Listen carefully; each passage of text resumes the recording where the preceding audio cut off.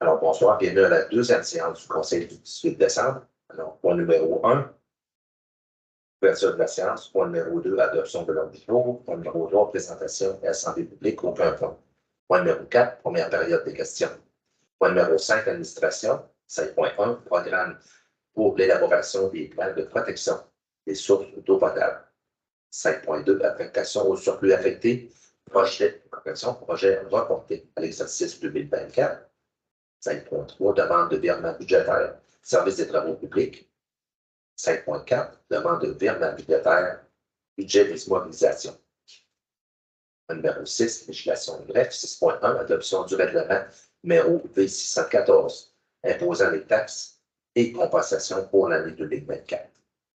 6.2, adoption du règlement numéro V615, déléguant le pouvoir d'autoriser les dépenses pour l'année 2024. Et 6.3, adoption du règlement numéro B616, décrétant la tarification pour différents services de la ville pour l'année 2024. Point numéro 7, gestion contractuelle, aucun point. Point numéro 8, urbanisme et développement économique, aucun point. Point numéro 9, ressources humaines. 9.1, embauche d'un opérateur au service des travaux publics. 9.2, embauche préposé extérieur au service des loisirs, de la culture et de la vie communautaire. Point numéro 10, autre sujet. Sinon, on n'a pas pu faire nouvelle.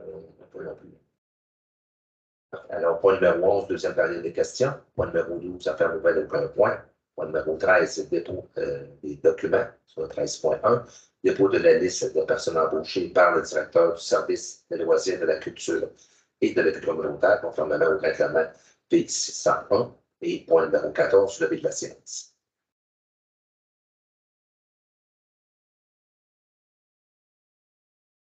Point numéro 1, ouverture de la séance, sur un proposeur.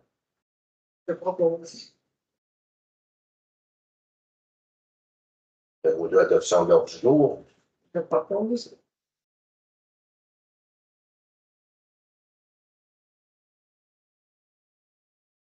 Pour présentation publique, aucun point. Point numéro 4, première période de questions. Point numéro 5, administration, 5.1. Programme pour l'élaboration des plans de protection des sources d'eau potable. Alors, considérant que la Ville a une connaissance du corps normatif détaillant les règles et les normes du programme pour l'élaboration des plans de protection des sources d'eau potable, et considérant que la Ville désire présenter une demande individuelle au ministère de l'Environnement et de la lutte contre le changement climatique dans le cadre du programme pour l'élaboration des plans de protection des sources d'eau potable. Alors, la résolution est que la Ville autorise ce qui suit, que le préambule fasse partie intégrante de la présente résolution, que le Conseil autorise la présentation d'une demande d'aide financière dans le cadre de la PEPP-SEP, et que M.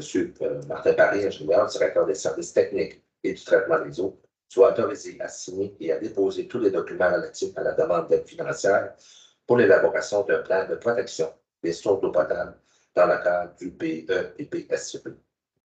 Donc, ça me propose. Je propose.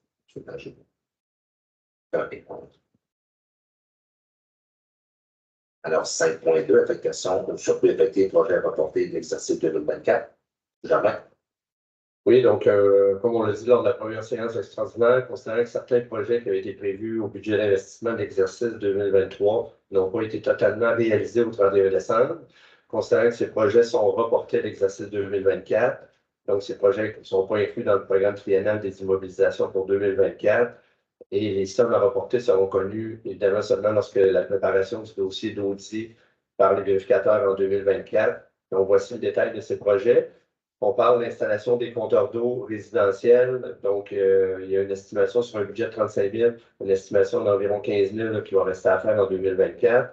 Amélioration du poste de travail mécanicien et contremaître.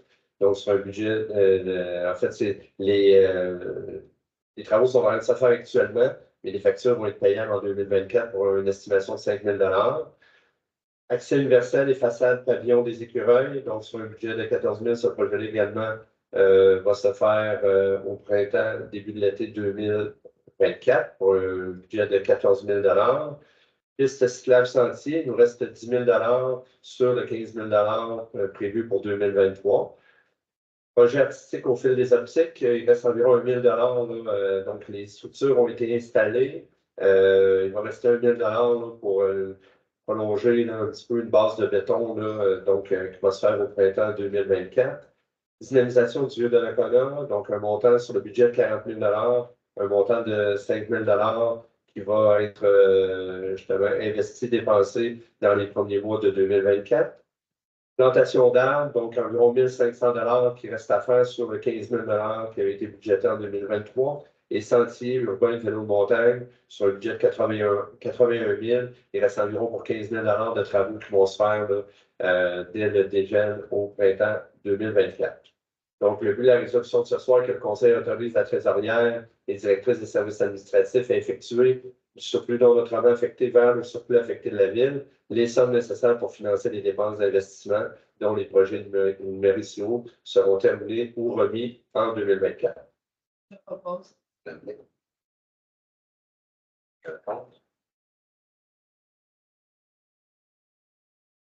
Dans 5.3, demande de virement budgétaire au service de l'ordre public.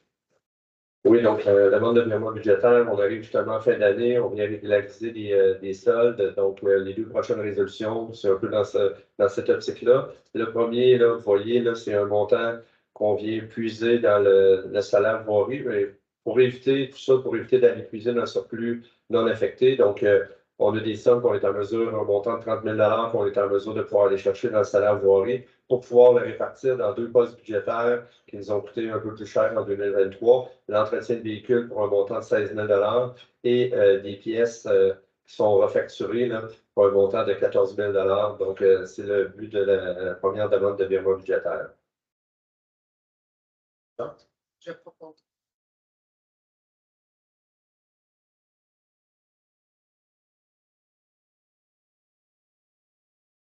Et 5.4, demande de virement budgétaire au titre du budget d'immobilisation. Donc, en 2023, pardon, donc une demande de virement budgétaire qui provient du budget des immobilisations et qui était qui sont pour financer des honoraires professionnels en lien avec le service provisionnel pour le terrain de football synthétique, les études de caractérisation de sol et les estimations préliminaires de projets qui ont dû être préparées pour déposer la demande d'aide financière.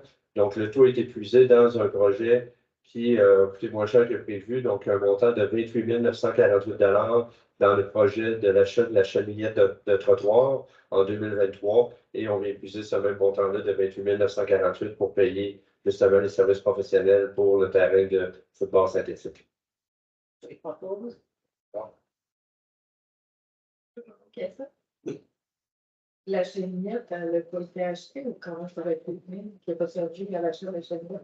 En fait, elle a été achetée, mais l'an passé, lorsqu'on était à pareille date en décembre, on a été en mesure de pouvoir en acheter une usagée. Donc, elle a fait en sorte qu'elle avait coûté moins cher que. Oui. Alors, ceci complète les points numéro 5.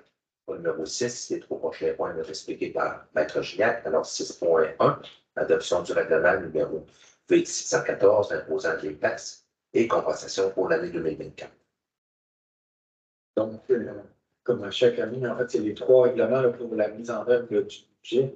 Donc, trois règlements qui sont adoptés annuellement. Dans les trois cas, là, je vais leur faire grouper là, parce que l'avis de motion de ces règlements-là et le projet de ces règlements-là ont été déposés lors de la séance ordinaire du 11 décembre. Donc, c'est le cas là, pour les trois prochains règlements. Donc, dans un premier temps, c'est l'adoption du règlement numéro V614 qui impose les taxes et compensations pour l'année 2024. Est-ce que ça prend la personne de la dimension nécessaire pour le proposant? Je propose.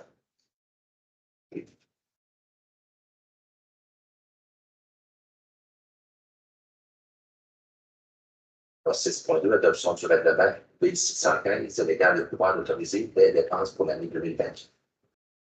Même chose ici. C'est l'adoption de ce pouvoir du règlement numéro V615 déléguant le pouvoir d'autoriser les dépenses pour l'année 2024. Je propose. 50. Point 3, l'adoption du règlement numéro B616, décrétant les qualifications pour différents services de la ville pour l'année 24. Alors là, cette fois, le règlement B616 remplace le règlement B605, l'explicatif des tarifs. Donc, même chose, la motion et depuis qu'il a été fait le 11 décembre, donc ce soir, c'est l'adoption du règlement numéro B616, décrétant la tarification pour différents services de la ville pour l'année 2024. Merci. Un proposant. Je propose. Contre. Ceci complète le point numéro 6, dans la fonction le point numéro 9. Les deux points expliqués par le directeur général, M. Sylvain Jardin. Alors, 9.1, travaux de l'opérateur au service du travaux publics. Oui, donc, étant donné qu'il était nécessaire de procéder à l'embauche d'un opérateur au service des travaux publics pour les besoins du service, on a reçu la recommandation du comité de sélection qui a été formé dans le cadre du processus d'embauche suivant la publication d'une offre d'emploi et la tenue d'entrevue. Donc, le but de la résolution de ce soir est de procéder à l'embauche de M. Tommy Cabana au poste d'opérateur au service des travaux publics à titre d'employé temporaire en probation. Les conditions de travail sont celles prévues à la Convention collective des employés municipaux de la ville de Donnacona et la rémunération est fixée à 85 de l'échelle salariale prévue pour ce poste, soit la classe numéro 9.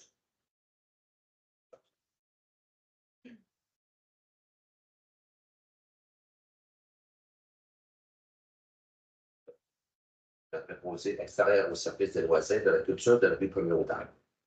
Oui, étant donné qu'il était nécessaire de procéder à l'embauche d'un préposé pour ce poste pour les besoins du service en raison d'un transfert d'employés vers le service des travaux publics.